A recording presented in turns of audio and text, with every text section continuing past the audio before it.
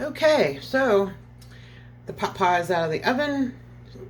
No big cookies are made. I want to show you. This is cool enough, yeah, that I can pick it up. I want to show you how pretty this turned out. This nice golden crust. You can see the filling that we made in the bottom. I haven't tried it yet, but I think it's going to be my dinner, maybe with a little side salad. It's really, really nice, and it was so simple.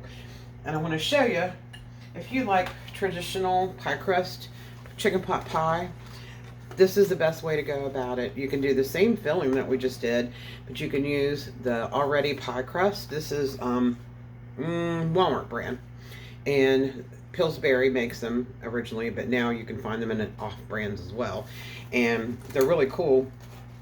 Inside you'll find, and this one I already used one of the pie crust for something else, so the box is taped shut. But if you haven't used these before, they're really cool. Pie crust, this is one pie crust. It comes rolled up and chilled in this plastic sleeve. You let it sit at room temperature, and then you lay it out real carefully in your pie pan, and then you would do the same thing with the second one in the box to put on top after you put your filling in, and then bake it. And on the side of the box gives you directions for baking the shell or two crust pie or whatever, and these are pretty inexpensive actually. So if you want a traditional chicken pot pie with pie crust, that's what you could do to do it that way instead of using the biscuit quick topping. So there's one more thing, and this is like I always say to you, oh, it's so easy. Well, this is really, really easy, but if you have never seen this before, had to share it. It's called pineapple fluff. I don't believe we've ever done this before. If we have, I apologize, but this is like one of the favorite things at my house. My granddaughter absolutely loves this stuff. I'm tickled with this too because since I'm a diabetic, I can make this with sugar-free whipped topping, and I can use sugar-free gelatin or sugar-free pudding mix. And other than some carbs in the pineapple, this is something that's a nice safe sweet treat for me. And you can make it, it looks like a lot on this page, but the recipe itself is like so easy, and the bottom is just suggestions that I gave you for combinations that you can make. I really love doing this with sugar-free pistachio jello pudding. And if you've ever had Watergate salad, that's kind of what it is, so without the marshmallows. So I'm just going to show you how to make this. Super easy. Can of crushed pineapple, 20-ounce can.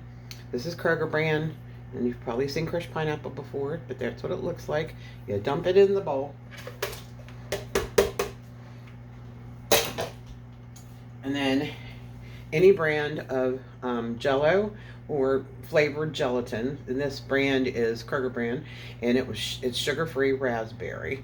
You can use, you don't have to use sugar-free. You can use regular Jello powder. You can use regular non-sugar-free the powdered pudding mix, but you'd use it dry. You don't mix it like it says in the box. This came with the Jello in this little packet. Literally sprinkle it on the pineapple and then mix it in. And by the way, you don't drain the pineapple. And you can mix this up. You can let this part sit in the fridge if you want before you put the Cool Whip in, but we don't ever do that. We just mix this in.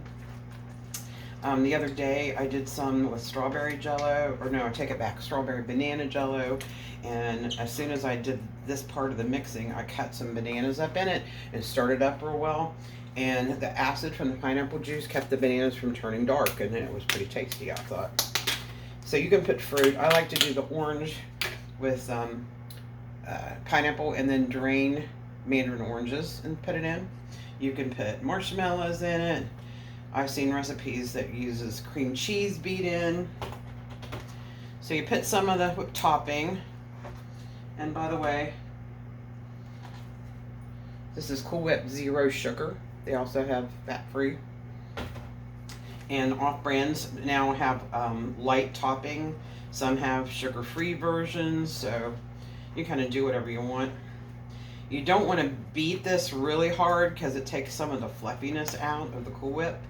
You kind of want to fold it I've showed you how to fold stuff before. Mainly that just means that you're kind of gently mixing. So instead of beating it, you're just kind of folding it over, folding it in. So you can leave this kind of streaky, or you can do it carefully until it's a uniform color. It's kind of up to you. So now we have this really nice pink fluff. The best thing to do is put it in the refrigerator. And you see what it looks like. Oh, by the way, too, there's another version of this that's really good too, where you put cottage cheese in it. And if you haven't tried that, it sounds kind of ugh, but it is absolutely delicious, and it gives extra protein. So it might be a perfect thing to do for somebody who needs more protein. But chill this for a couple of hours in the fridge. Now my granddaughter really likes to put some of this in a container and freeze it, and then she eats it with a spoon, kind of like you would ice cream. Of course, it comes out pretty hard and softens up as it gets warmer, but she really likes to eat it that way sometimes too. So there's a little bonus recipe there at the end. So today we've covered 5 recipes between the pickles, and I want to show you the finished pickles after I found the spices that I had lost. Well, I hadn't lost them, I'd actually hidden them from myself, I guess, right?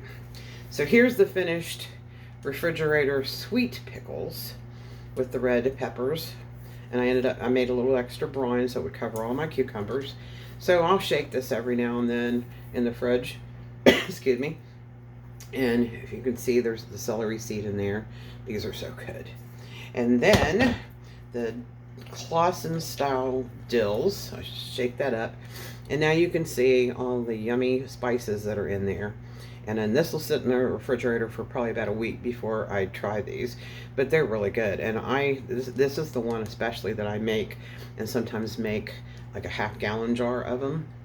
And they'll sit in the fridge and be wonderful for weeks and weeks and weeks. So anyway, sorry we couldn't be in person this time.